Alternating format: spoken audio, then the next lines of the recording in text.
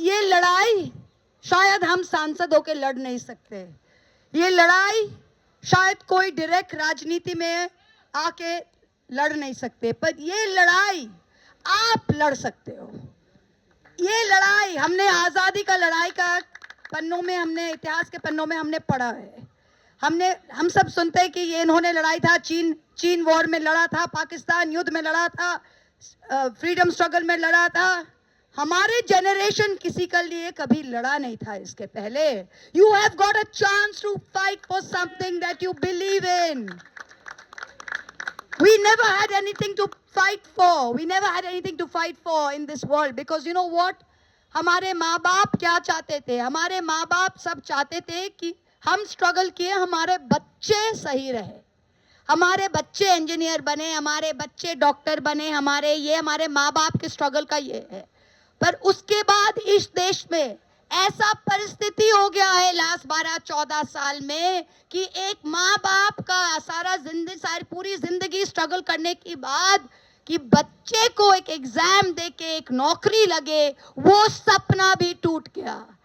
Generations of dreams have been spoiled. किसी का दिल में अगर आप छुरी भी दे दो ना, फिर भी उसका सपना रहता है, पर सपना आप अगर खत्म कर दो तो इंसान को जीने के लिए कुछ नहीं रहता है।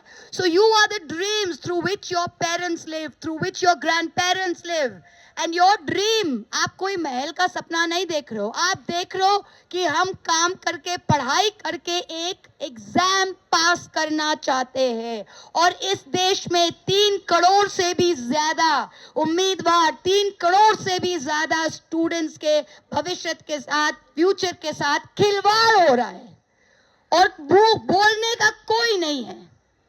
और गद्दी में बैठा के उनको हैप्पी बर्थडे बोला जा रहा था, हैप्पी बर्थडे बोला जा रहा था। इससे बड़ी शर्म की बात क्या हो सकता है?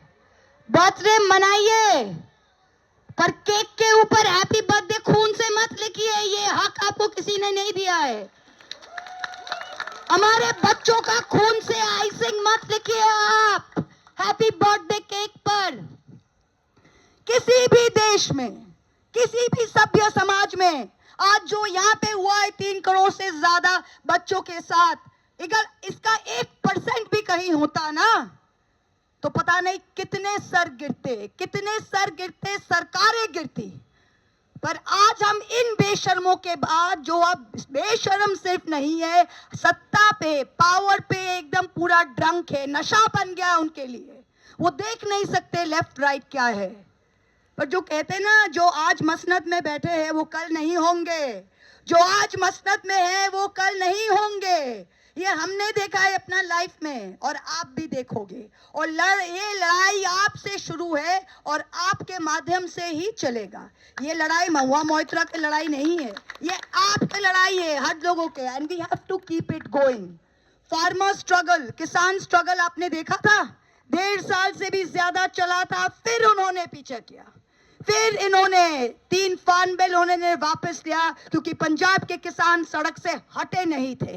वो टेनेसिटी अगर आप दिखा सकते हो, do not leave the cause, do not leave the cause, then they will be force to take action, force to take action. बहुत सारे लेबल चिपकाएंगे, बोले मार्क्सिस्ट, बृंदा कारत जी आ गए, मार्क्सिस्ट आ गए, महुआ मोइत्रा आ गई, एंटी नेशनल आ गए, कोई और आ गई, लेबल चिपकाएंगे। सब लेबल फेंक दो, कोई भी लेबल नहीं है। लेबल जो है कि आप हिंदुस्तानी हो और हिंदुस्तान के लिए आप ये कर रहे हो।